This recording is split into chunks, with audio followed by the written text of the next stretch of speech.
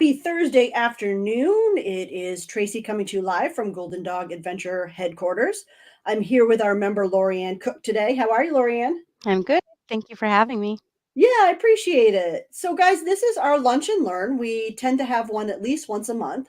It's an opportunity where we connect with different people, whether they're a member or a partner or just someone of interest who is doing something different, unique, has a story to tell, and then we like to bring that to you in a live broadcast. It's informational. You might get some tips and resources out of it.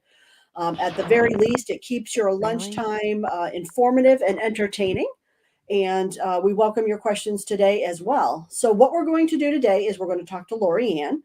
And if you've been a member of the club for a while, you probably know her and her dog, Obie. Obi-Wan, right? Is that his full name? Yes, Obi-Wan is his name. Boy, I wonder who that was named after. Obi-Wan Kenobi is what I like to call Yeah, him. you a Star Wars fan? Yeah, we're Star Wars Yeah, fans. Yep. us here too, big time. So great name, and I've been very fortunate personally to know Obi for I don't know what 3 years now. How old is he? Yeah, he's 3.5, so you've Three. basically known Okay, him since he was about 8 months. yeah, that's right. Oh my Yeah. goodness, wow! And he's Mhm. grown so much. He's such a Yes. big boy. He's a great boy, and he's had quite a journey and a wonderful story to tell. I mean, Lorianne has been a very active member of the club ever since she had Obie, and so she's seen a lot of things, experienced a lot of things. Of course, like all of us going through the pandemic and the struggles that our dogs faced, Obie does struggle with some comfort in spaces and some reactivity towards other dogs, like many of the dogs that we found that had to make their way through COVID as well. So, Lori's here to tell you her story, what she's found with the events that she's gone to, any words of wisdom from owning and loving a reactive dog. So again, hopefully you'll enjoy our conversation today and we welcome your questions as well. So Lorian, let's start out by, giving telling us the about Obie. I know you said he's 3.5. So and since we know you since the beginning, tell us a little bit about, who he is and his personality. Yeah, so when we first got Obi, it was interesting because he was unlike any other dog I've ever known. He was actually, as you said, a COVID dog. So he came up on transport, from the South, from Kentucky. So I think he probably had a few things that he went through as a puppy that we were unaware of when we got him. They, said he's very, very energetic and he's a lot. And I was like, okay, what does that mean? But he came out of the van hopping over the woman's head, and I thought, oh no, what did I get into? Um, but he was very large for his 5 month age, and his personality came right out the gate. He was, just very happy to first of all be out of the van, but just to see humans and smell, and he was just so full of energy and so full of life. Um, and I thought, how am I going to keep this dog tired with all of this energy that he has? But we quickly discovered after we got him home that he had some serious separation anxiety issues, probably from being in a kennel for so long and kind of whatever situation they had him in before he came to be with us. So he wasn't able to stay inside, kennels comfortably and sleep comfortably. He would get himself caught in them and get his paws caught and just cry and whine and just really injure himself. So we decided to kind of let him out of that space, and it did a tremendous amount of good for him, just to kind of roam through the house with us. But then he had that horrible separation anxiety where I couldn't be 5 feet away from him without him just screeching out and just tearing things apart and jumping on people and ripping things and hurting himself. So it took a while for me to really figure out what was kind of going on with him and how I needed to give him a little bit more special attention than most dogs. Um, and as we started to walk, we noticed a lot of the reactivity that he had. He was more of a fearful anxiety. He was so excited at life. He didn't know what to do with himself and he would get really scared and nervous. And he, as most people who know Obie, tends to have the tendency to jump very high when he's excited, Oh, yes. clear over my shoulders sometimes, and just that's why he reacts to people. Sometimes he's so happy to see them that he just jump all over them and do what I call kamikaze jumps. Um, but I think his a lot of his reactivity didn't really show itself until a little bit later when he came about 1.5 to 2 years old. In the early stages, it was more like, oh, he's just being a fun-loving puppy and just full of life and excitement. And then we started to notice some of the reactivity when he got to be around 1.5 to 2 years old. He started acting differently toward other dogs he didn't know. His friends he's fine with, but it's other dogs, and slowly it became children. And I think it's because he had an episode with some children on the street that kind of ran at him, screaming and hollering, and let me pet him. And it was very fearful for him. And ever since that day, he has not been very excited to meet children. He's been like very, no, thank you. I'd rather not. And he will bark to keep them away, even at the sound of hearing them. So it's been quite interesting. With Obie, he's definitely a ball of energy that has just made our life wonderful. But at the same time, it's been a struggle to figure him out and to figure out what he needs and how to make him comfortable, along with myself. We tried lots of things, putting him into daycare. He was in daycare for a good year and a half of his first year with us, full time, every single day of the week. Mm. And you You found know, that did you find that got a little overwhelming for him? Is that yeah, it did. At first, it was wonderful. It was a great place for him to just take that energy out. And occasionally, or eventually, I should say, it just became, there were things happening. He was getting, bit here and there. And, there were things just that I wasn't did you hearing say about. bit? Yeah, he was bit a couple of Oh, you're times. kidding, okay.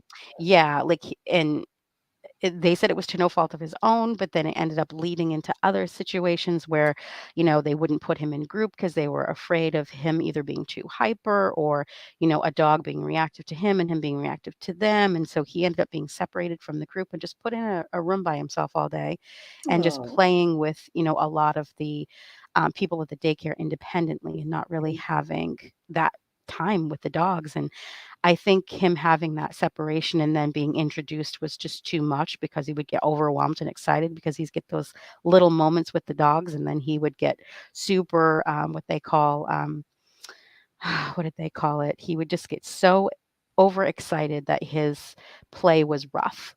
Okay. And so they decided, oh, he might hurt somebody. So we're going to take him out rather than letting him kind of acclimate to the group and monitoring it. So it just kind of became to a point where I saw his reactivity increased on our walks.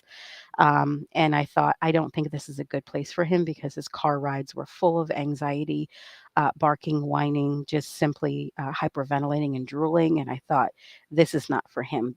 I can't continue to have him behave like this and go through the stress of going to school. Yeah. So we decided to just keep him home and see how he does. And he's made a lot of improvement just being home. I've noticed a huge difference in Yeah, his so he's behavior. now home full-time, correct? He doesn't go to daycare at all? And Not at how all. long Yep. has he just been at home now?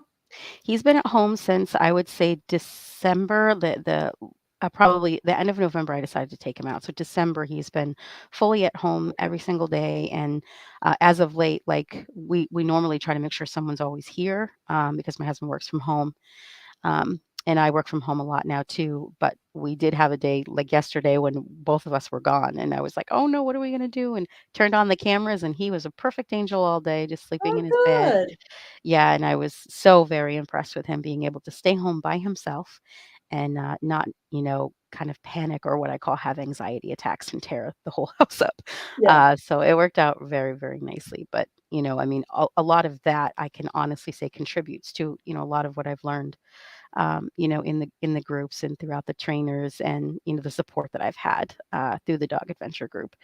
Um, Yeah, and you've had a lot of support too. I know that you've reached out to, I believe it was a behaviorist, mhm. and you brought your veterinarian, into your village. Are there other people that you reached out to, trainers, other resources that you found that helped kind of in your decision-making process? I think for me, I really, my first thought was obviously veterinarian. I went there, and of course, when they're there, everything's great. Physical, perfect. He's in mint condition. Right, But they don't see what happens, right, outside of the vet and what's going on. And so I did, as you said, reach out to a behavioralist that is part of this Golden Dog Adventure company, and she's wonderful. And she did, a really great way of kind of teaching us to slow down. And I do want to say, Monica of Barrington Barks Behavior is just amazing. She's really kind of helped us with the slow dog movement because Obie was, in essence, she kind of showed me that he was living up here. He was living on level 10 because I was constantly walking him, bringing him to school, giving him adventures, giving him things when he whined, here's something to do. And I had to stop doing that. And that was hard for me and hard for Obie because he's like, wait a minute, we're supposed to be constantly playing. And so I had to bring him down, and be like, we're going to slow down and you're going to nap now and we're going to not do something. And that was a tremendous, difference in Obie's life. And that helped a lot. And she was actually the one who, has some special skills and was able to identify some possible physical issues with OB, that I was able to connect with a behavioralist on, and we have an appointment coming up soon, just to see if there's any physical ailments that may be leading to some of his behaviors. But we're definitely, looking into that area of behavioral because, overall he's a really friendly, fun-loving dog.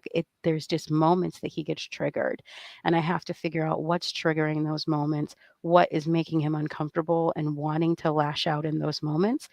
And that's really learning him and learning what makes him tick and what makes him uncomfortable. And also it revolves around me, am I the trigger? Am I doing things that are making him do these things? And so I think that's going to be a huge factor in figuring out what we're going to do.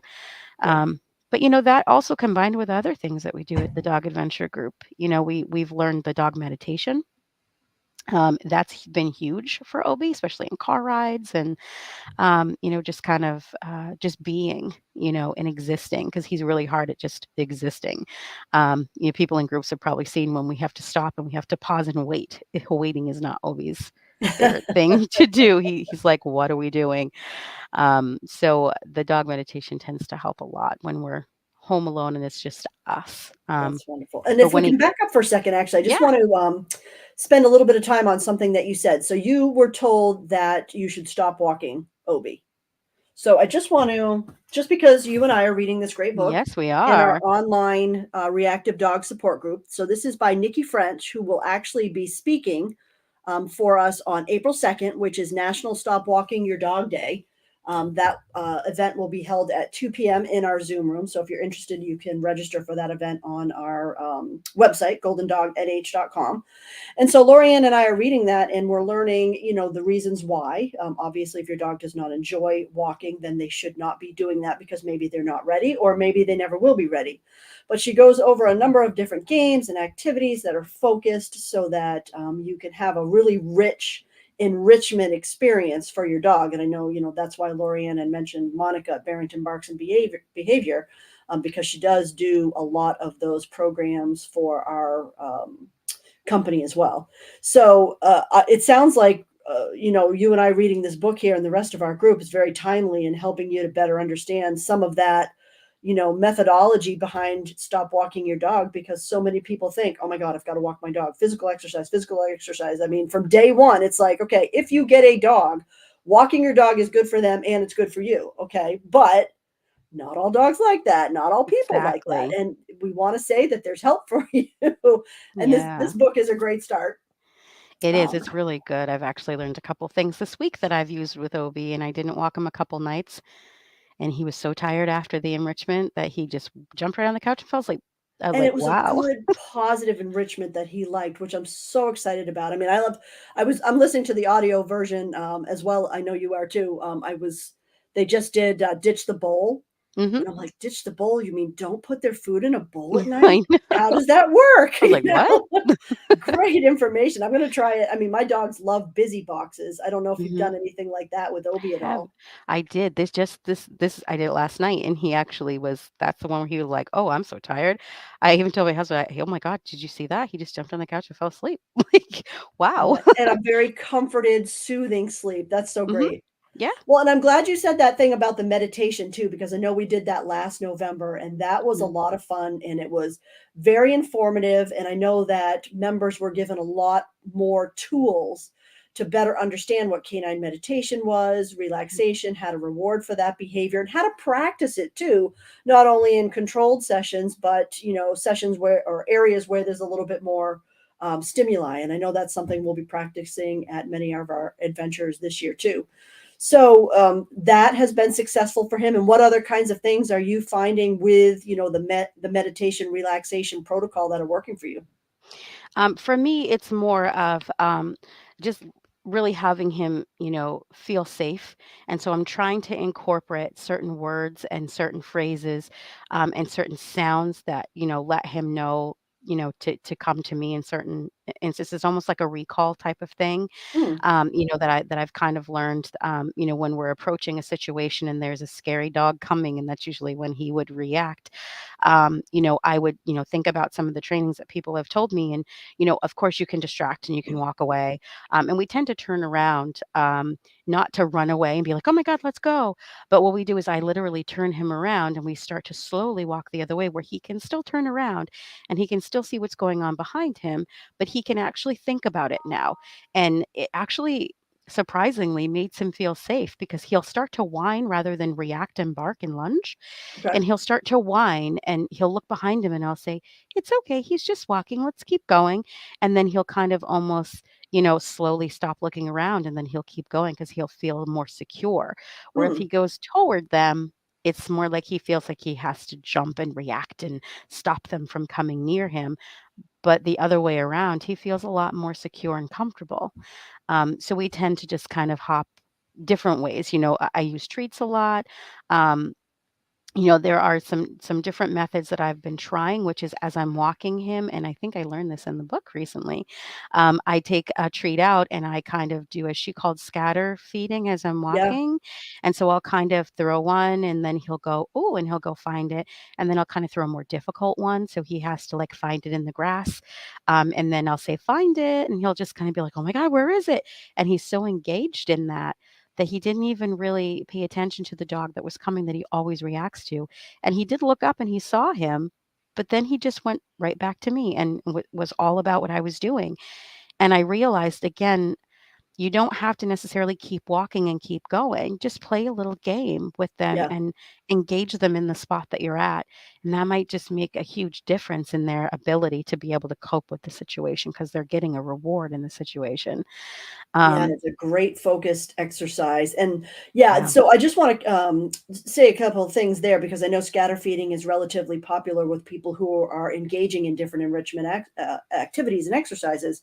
And the key thing that I would say, especially this time of year, is if you do scatter feeding while you're walking, don't do it on the side of the road because unfortunately your dog is licking up toxins and salts Yep. and all kinds of debris that's left over from this time of year. I honestly wouldn't recommend it any time of year just because of gasoline residue and oil residue that's on the roads, but it's great for trail walking, paths, open fields, anywhere where there would be, I'm not going to say no toxins because that doesn't exist anymore, Yeah. where there is less of a chance of toxins. And I know we talked about that in the reactive dog support group. So I know Mhm. you said you sprinkled it in the grass. So Yep. that's great. So, Yeah. well, and I wanted to ask you because I always found this so interesting. So tell me what breeds you thought Obie was, and then tell me the breeds you found out Obie was.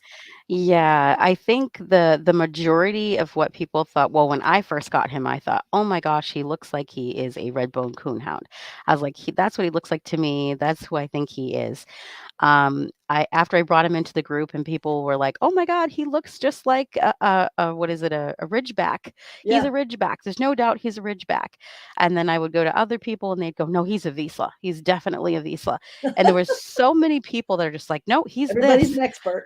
I know, and I was like, "Well, this is gonna be so interesting to me." So, when I did the DNA, test, because he looks so much just like a almost not really purebred, but close to it, he actually is 19 different breeds, and Oh I my was like, goodness. "Oh my god, how can he be that many?"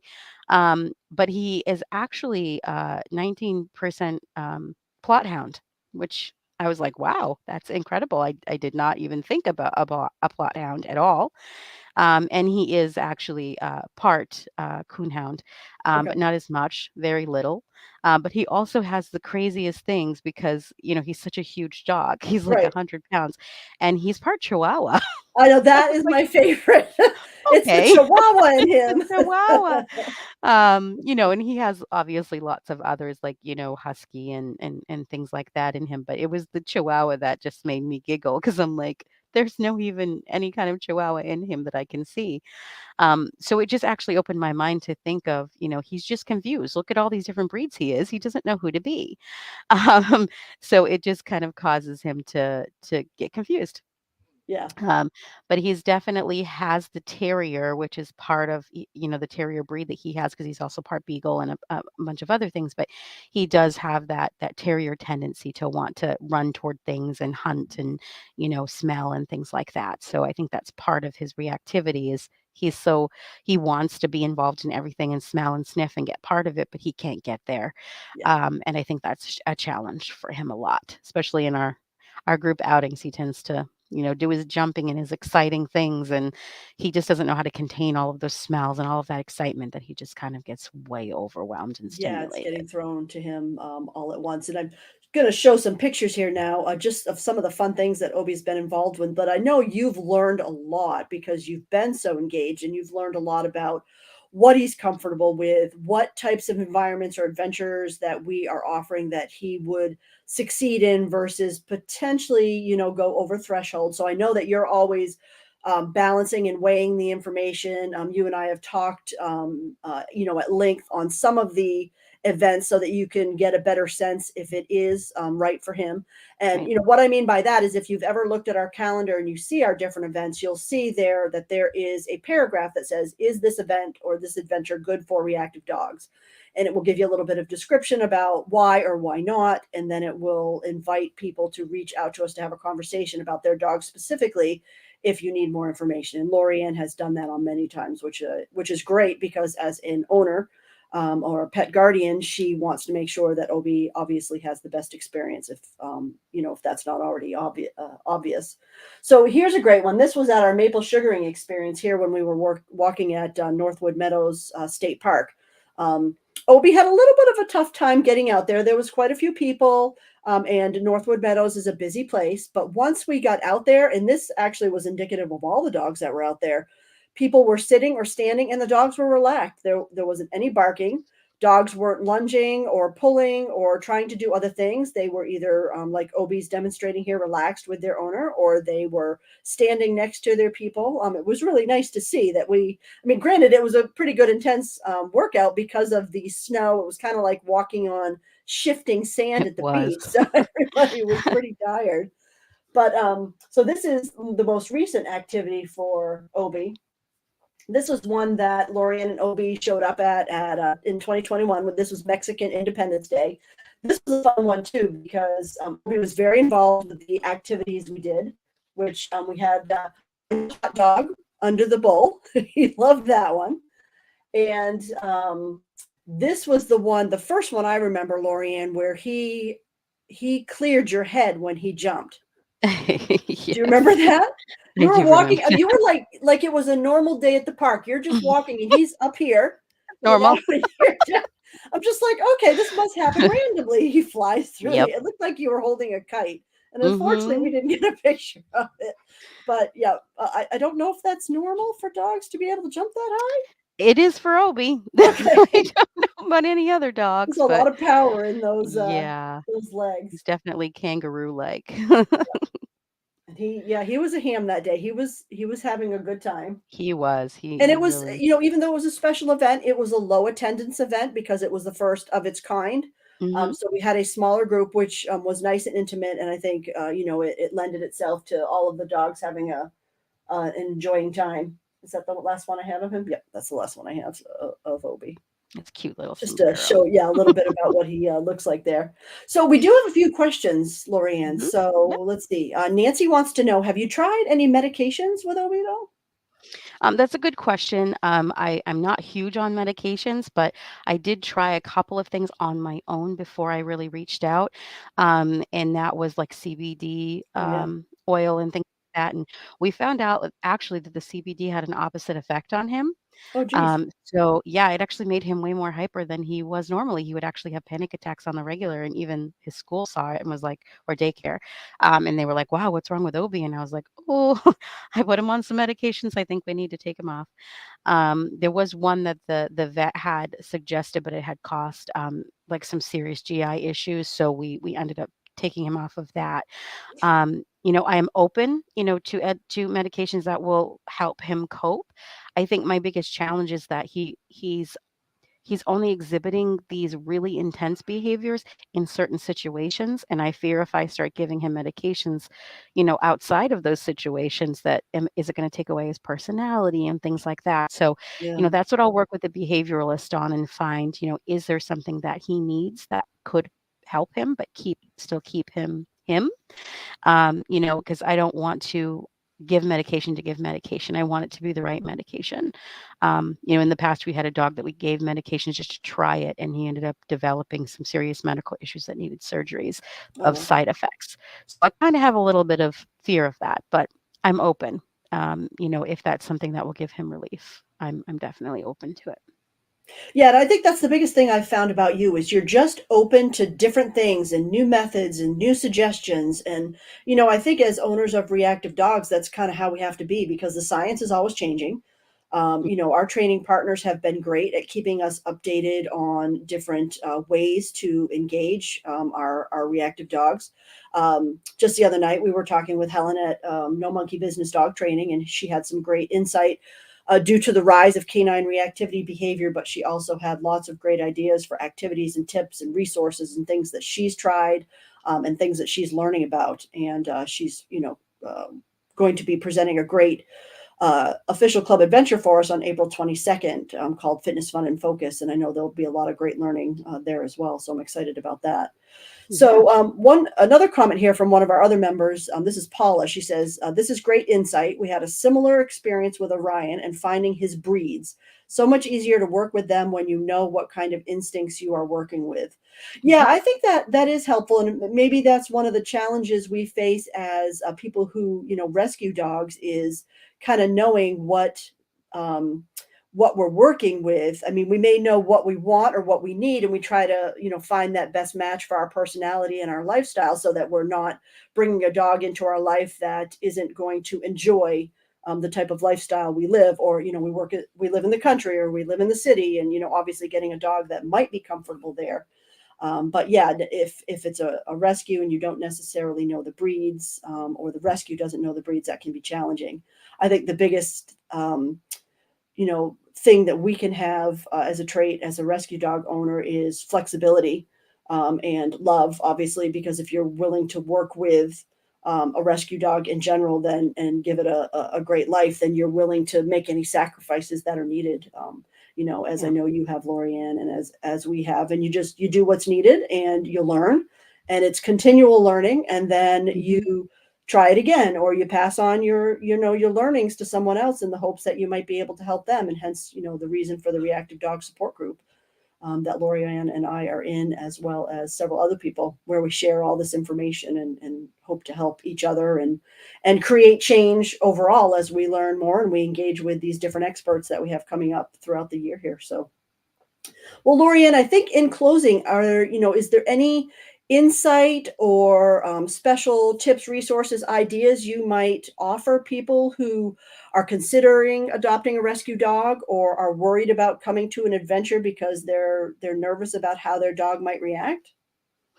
Yeah, I mean, I when I first started coming to these, I did reach out to, to Tracy and had concerns about, I don't think I should come because I think that other people are going to feel uncomfortable with Obie's barking and, lunging and just I like to call it anxiety.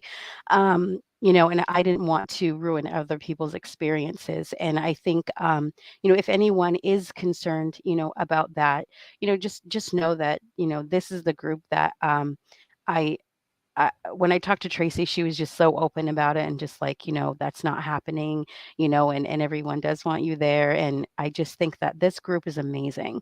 There is no judgment in here. They know that everyone's trying the best that they can. And, people are understanding the rules and understanding, that sometimes you can't approach, other dogs and some dogs are just not going to be the same as others. And, I think it's important to communicate what you're feeling and what you're nervous about and kind of help us as a group understand what your needs are, because we all have needs and we all want to be part of it and we all want to be comfortable and have our dogs part of these adventures.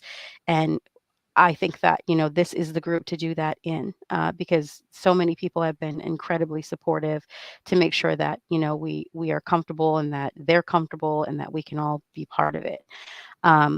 I would say, for if I were to give any advice to reactive dog owners, you're not alone. There's plenty of us here going through it. And just honestly take it day by day and learn your dog, but learn yourself as well. I like to say, oh yeah, Obie's made such great improvements in the last 3 years.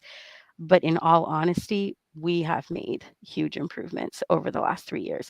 I've had to make a lot of changes myself. I had to look within and figure out what I'm doing that's affecting him and figure out what he needs from me, which is very rare in dog ownership. Most people, like Tracy said, will just say, hey, I got to fit them into my world and they need to do this and they need to do that. It's not always about what they need to do. It's about what we need to do and accepting them for who they are and just learning them and learning techniques so they don't get bored and they don't get frustrated with us. And so honestly, just know you're not alone. Reach out to the group. We're always here to help support and lend a hand. And there's also lots of tools that Golden Dog Adventure Group has, within their membership that you can utilize, and trainers and behavioralists and just a multitude of education resources out there for you. So, just educate and know that the team is here to support, and I'll support anybody that needs it because I know that I couldn't do it without any of you. So Oh, well, we love you too, Laurie-Anne. yeah, Yeah, and I appreciate you saying that too, because I think you're right. You've made changes in your life to accommodate Obie, and we've made changes for him too. yep, Like you mentioned, the conversations we've had to see if an event would be comfortable for Obie, and we've done things like we know Obie tends to feel a little bit more comfortable leading the charge. He yep, likes to be, he doesn't want to see where the dogs are going. He wants to see where he's going and know the dogs are behind him. So we've tried some different exactly. positions with him in the pack. At some of the different events, we've had different visual barriers for dogs to see if there's a comfort level there. But at the end of the day, when it boils down, if we don't feel that your dog is comfortable in that space, if they're exhibiting body language that just is telling us that they're just not enjoying this, we'll let you know. Our head trainer Hmm. Marie will be at all the different events this year, special events that have 40 or more dogs, so that she can help educate you as well. But that's really important to know. If your dog is not comfortable in this space, you are still welcome in this space. If your dog is more comfortable at home while you're doing something like this, you just need to come to that realization. But you are welcome to still hang out with us. There's still lots to learn. And as Laurie-Anne mentioned, we have amazing partners, sponsors, collaborators that we work with. And if you need to be connected with a veterinarian or a dog trainer or a canine fitness special or someone else, we'll make sure that you get that support that you need, because that's really important. That's really what our Golden Dog Village is all about. So I'm glad Laurie-Anne brought that up.